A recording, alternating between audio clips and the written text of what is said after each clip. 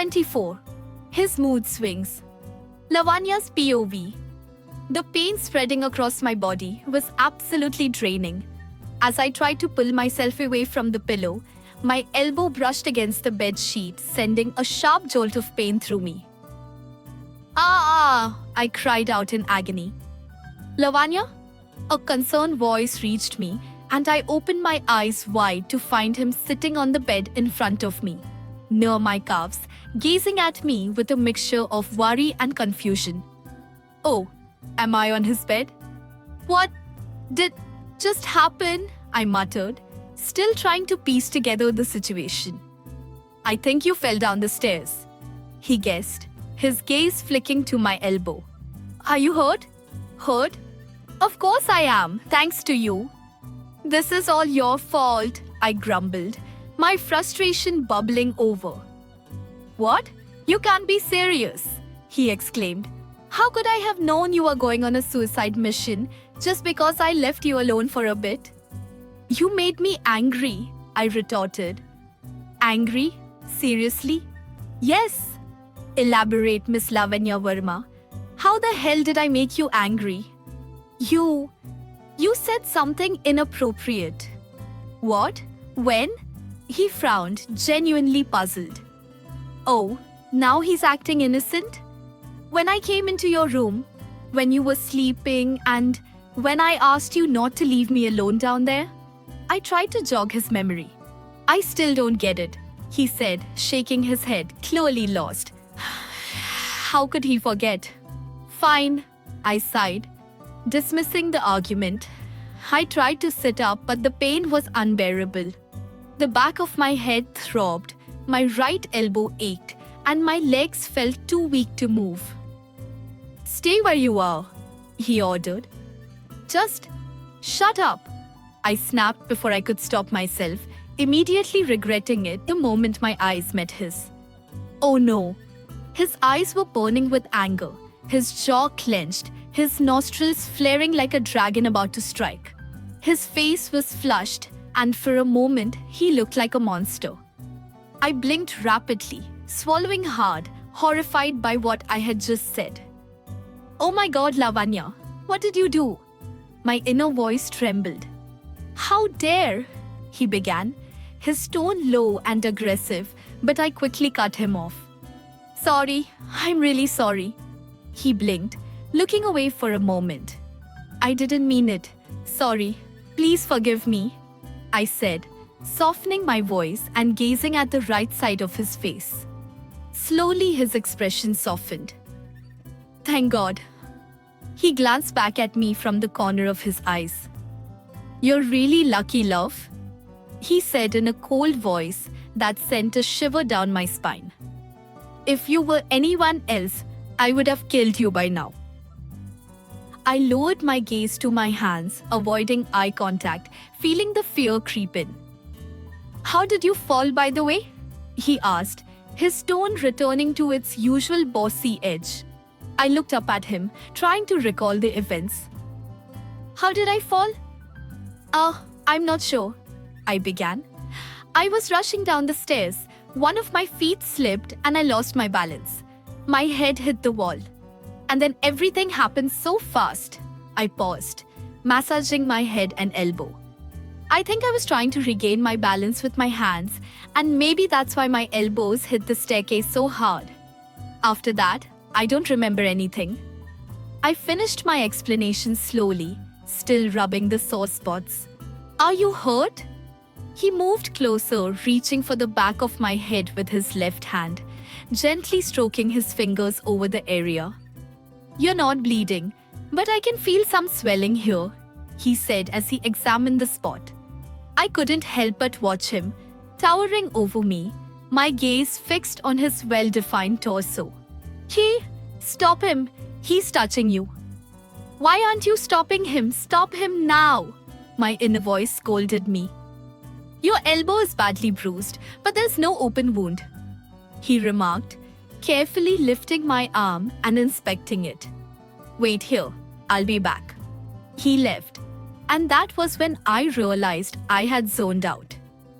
I shook my head vigorously, staring at the door, suddenly feeling lonely without him there. A few minutes later, he returned with a bowl of ice cubes. He placed it on the side table and opened his suitcase, which was sitting on the floor near the bed. What's he doing? He rummaged through his bag, pulling out clothes one by one. Sir, what are you looking for? I asked, but he just sighed without glancing at me. Finally, he pulled out a small rubber pouch. He sighed again, but this time it was with relief. Standing up, he began filling the pouch with ice cubes, and I realized it was an ice pack. Oh! He moved closer to the bed, standing at my right side. His left hand reached behind my head to check the swelling and then pressed the ice bag against the spot. It was shockingly cold, but soothing at the same time. Whoa! He continued to press it gently against my head, and I stayed silent, already taken aback by his actions. From the corner of my eye, I could make out his well-toned abs through his t-shirt. Then my eyes wandered to the clothes still scattered on the rug behind him. Sir, your clothes are still on the floor. I spoke up. I don't care, he replied instantly. But I started, but he cut me off. Chill, Miss Lavanya. Those clothes aren't going anywhere. I'll pick them up later. Well, he's right. You haven't put your clothes away in your wardrobe yet? I asked casually. He removed the ice bag from my head and sat down on the edge of the bed, facing me. The sudden warmth from the long-lasting cooling sensation on my head made me shiver. He carefully lifted my right elbow and placed the ice bag under it. The sudden contact made me wince, sending a painful tingle through my arm. That's when he met my gaze. No, Miss Lavanya, I haven't, he answered in a low voice. Why? Curiosity made me ask again. He took the ice bag from under my right elbow and moved it to my left. I wasn't sure if I'd be staying here for long, he replied, and I frowned. Why? I asked, but he sighed. How hard did you hit your head, love? You're asking me too many questions, he grumbled, and I felt a wave of embarrassment wash over me. Sorry, I muttered. Taking a deep breath, he spoke again. I thought India wasn't the right place for me to stay. He paused. But over the last few days, I've been thinking of sticking around here for a while. What changed your mind? I asked, and his eyes shot back to me. He continued to stare at me until I spoke again.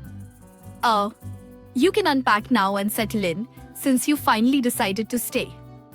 He exhaled deeply, took the ice bag and placed it on my ankle, sitting down near my feet. My ankle isn't hurt, sir. I tried to stop him, reaching out with my right hand. Are you sure? Your foot slipped, and that could have caused a sprain or fracture, he suggested. Even if it's hurt, please don't touch my feet. I'll take care of it, I said, shaking my head disapprovingly. Excuse me? He sounded mad again. Did that sound strange? No, I didn't mean it like that, I sighed. I mean, people don't touch younger people's feet. He stared at me, clearly confused.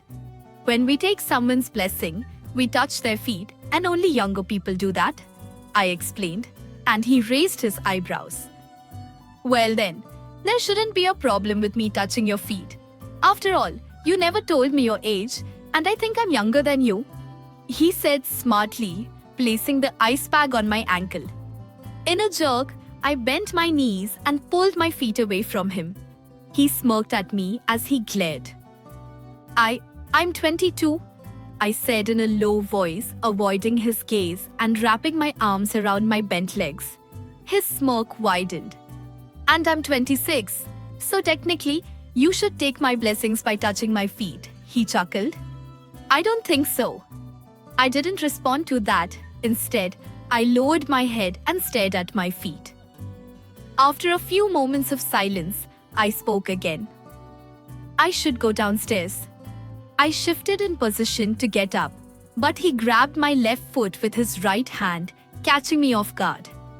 My mouth fell open in shock. What is he doing? I tried to pull my foot from his grip, but I couldn't. This is so creepy. Wow, what are you doing, sir? I asked, confused. You're not going anywhere, he announced. But, no buts. It's almost morning. I can't stay here in your room. Why not? It would ruin my reputation if someone finds out I was here in your bedroom. To hell with your stupid Indian society. My jaw dropped at his carefree words. How can he say that? Stupid American immoral monster. Let go of me, sir. No. Sir. Stop fighting, love. I'm not going to let you move from this bed, he whispered. Are you serious? Leave me. Yes, I am, and no, I won't leave you. Is he cracked? Crazy American. I was still trying to pull my foot away from his grip, but my foot wasn't even touching the bed. Sir, what are you doing? Please let go of my foot. No way. Let go, you crazy American monster. I bit my tongue as that curse slipped out loud. What did you just say? He asked, glaring at me. Nothing, I hurriedly replied. Crazy American monster? He repeated, staring at me. I gulped in fear and started avoiding his gaze. Stupid! Can't you control your mouth? My inner voice scolded. I won't go anywhere, I promise.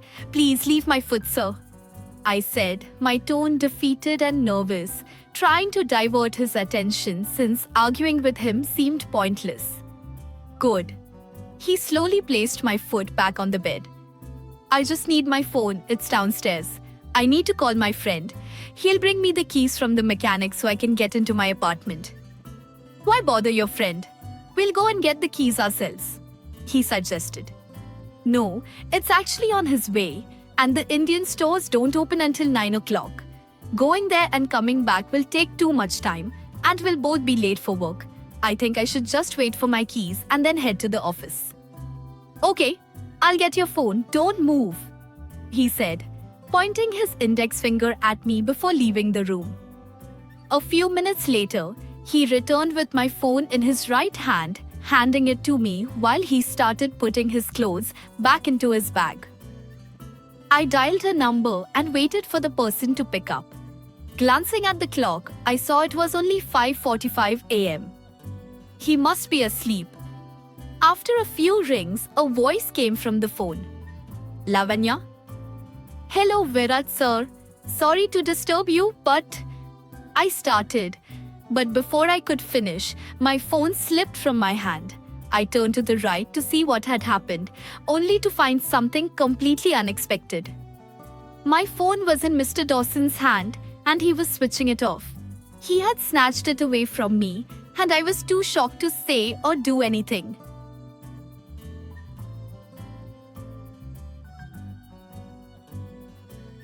Jackie's POV.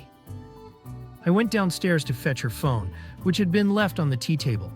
Grabbing it, I returned upstairs and handed it to her. As she made her call, I decided to clear up the mess from the floor. I started putting the clothes back into my bag when I heard her voice. Hello, Virat, sir. My eyes widened when I heard his name. Sorry to disturb you, but... She began, but in a reflex, I stood up and snatched the phone from her. I quickly switched it off. I saw the shock on her face, but I ignored it. Sue me or shoot me for that. I don't care. What was that? Please explain, she asked after a long silence. No, I'm taking you to the mechanic. We'll go, then I'll drive you to the office, I declared. We'll be late, she said. I'm the boss. No one asked me why I'm late. And today, I'm letting you be late, so no one will dare ask you either, I said arrogantly. Give me my phone back, sir. I was talking to someone and your weird behavior stopped me from finishing my conversation with him. No phones, rest, I ordered, walking out of the room with her phone in hand. I went downstairs and placed her phone on the table. I stood there, staring at it. I'm here and she called him? That jackass. Just delete his number from the phone. That's the solution. No, it's wrong. Do it, she won't know. Just do it. I sighed, grabbed her phone, and searched for his number. It was labeled as Virat, sir. Sir, my foot. Without thinking about the consequences, I pressed the delete button and removed his number from her phone. That feels better. I went to the kitchen to grab more ice cubes and headed back to my room. When I entered, she looked at me eagerly, as though she had been waiting. I avoided her gaze, not in the mood to answer any questions. Sensing my silence, she didn't say a word. I continued the first aid treatment on her head and elbows, but she didn't let me touch her feet, so she did it herself. Well, all thanks to her ridiculous Indian traditions. I was feeling exhausted, having not slept properly all night. I was sitting on the bed by her feet, rubbing my eyes with my fingers to clear the dizziness, when she spoke.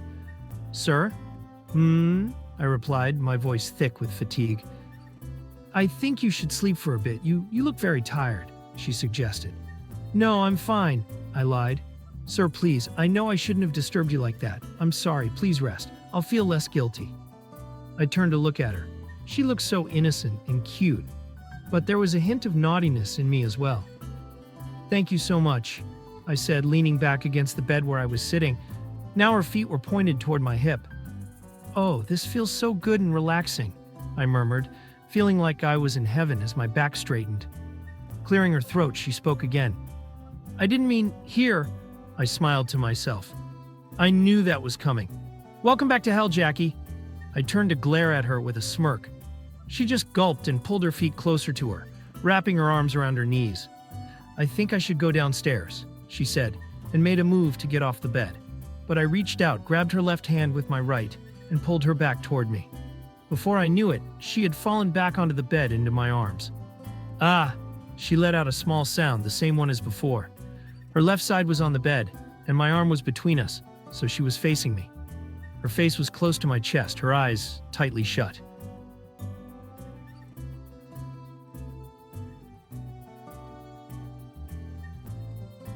Lavanya's POV. When I asked him to rest, he agreed. But of course, he did so on the same bed at my feet. Why doesn't he understand that a girl can't just share a bed with a man like that? "I didn't mean here," I clarified, gritting my teeth. And of course, he stared at me with that infuriating American smirk that I hated so much.